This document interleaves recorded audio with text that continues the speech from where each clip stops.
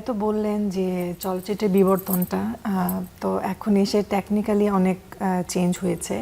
তো আমি বলবো যে স্বর্ণযুগটা যেটা ছিল চলচ্চিত্রের 50 থেকে 70, সেটা তো আমরা পাইনি, বাট আমার সৌভাগ্য হয়েছিল তখনকার সময়ে যারা বিচরণ করেছিলেন দুজন গুণী পরিচালক প্রযোজক সালাউদ্দিন জাকি এবং সাইদুর রহমান টুটুল স্যার। সুখ ও আনন্দের ধারায় ছোট সংসার হোক পরিবার পরিকল্পনায় জনস্বার্থে সেন্সেশন। ওনাদের সাথে আমার কাজ করার সুযোগ হয়েছে এখন এসে। তো সবচেয়ে ইন্টারেস্টিং বিষয় হচ্ছে জাকি স্যার তার এই জীবনে 2টা সিনেমা করেছেন। একটা হচ্ছে গুড্ডি, ওনার লাস্ট ছিল অপরাজয়, সেটাতে কাজ করা আমার সৌভাগ্য হয়েছে।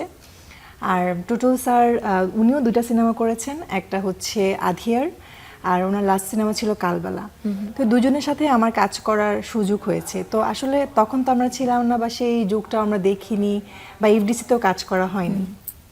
তো ওনাদের সাথে কাজ করে কিছুটা হলেও বুঝতে পেরেছি যে আসলে ওনাদের যে জ্ঞানের যে মাত্রাটা বা ওনারা আসলে কিভাবে একটা শিল্পীকে আপন করে নেন, তাদের কাজ করার ধরনটা। তো আমি বলবো ওই দিক থেকে আমি অনেকটা লাকি, ওনাদের সাথে কাজ করার সুযোগ হয়েছে।